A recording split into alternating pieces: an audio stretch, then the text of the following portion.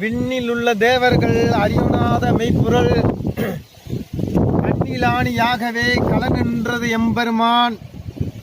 மண்ணில் நம் பிறப்பர்த்து மலரடிகள் வைத்தவன் அண்ணலாரும் எம்முள்ளே அமர்ந்து வாழ்வது உண்மையே. ஓம் நமச்சிவாய. இப்பொழுது நாம் பார்க்கவிருப்பது பத்திரகாளி எந்திரம். காளி அக்னி சக்தி, மூலாதார சக்தி, அக்னி சக்தி. நம் உடம்பில் அக்னியாக மூலாதார சக்தியாக விளங்குகிறாள் காளி. அண்ட அக்னி, பிண்ட அக்னி. நம் உடம்பிலும் பிண்ட காளி இருக்கிறது, அண்ட காளி இருக்கிறது. அதுதான் யோகேஸ்வரி, பிரம்மாண்ட நாயகி என்று சொல்வார்கள். இப்பொழுது பத்திரகாளி யந்திரத்தை நாம் பார்ப்போம்.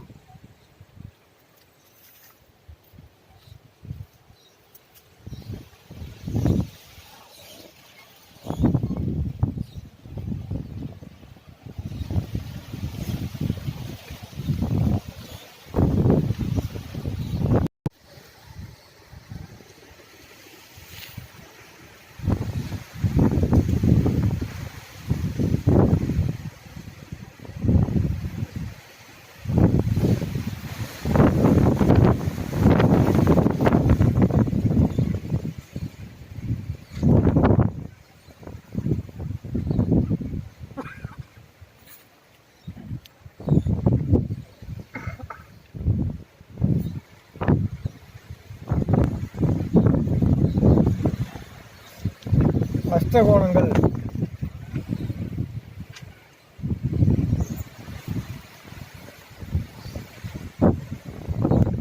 இந்த கோணம் அஷ்டகோணம்.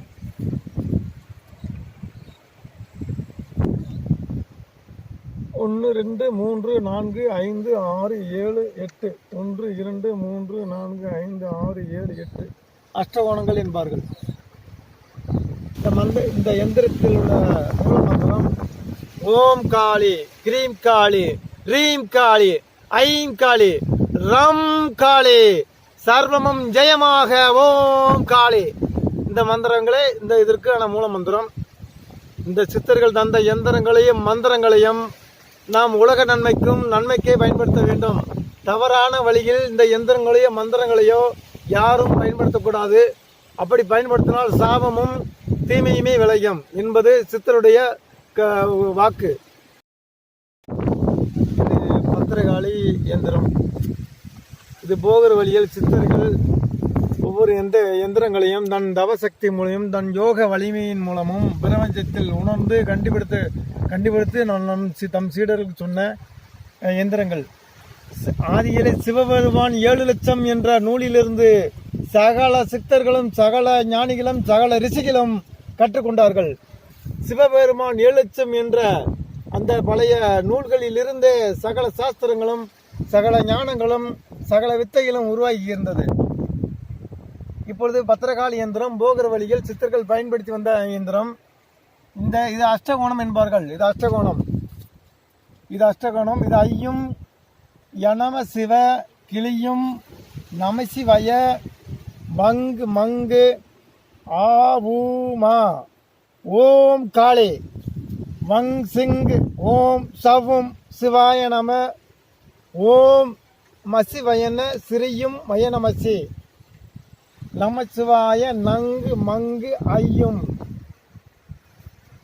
இது கலியுகத்தில் உலக நன்மைக்காக வேண்டி குருநாரும் போகரும் கட்டளையிடுகிறார்கள். அதன் வழியே மக்கள் நன்மைக்கும் உலக நன்மைக்கும் உலக பொதுநல தர்மத்திற்காகவும் இந்த பணியை குருநாரன் வழியில் நாங்கள் செய்து கொண்டிருக்கிறோம். இதை ஒவ்வொன்றும் மக்கள் நலனுக்காகவே பயன்படட்டும். ஓம் காளி, ஓம் நமச்சிவாய.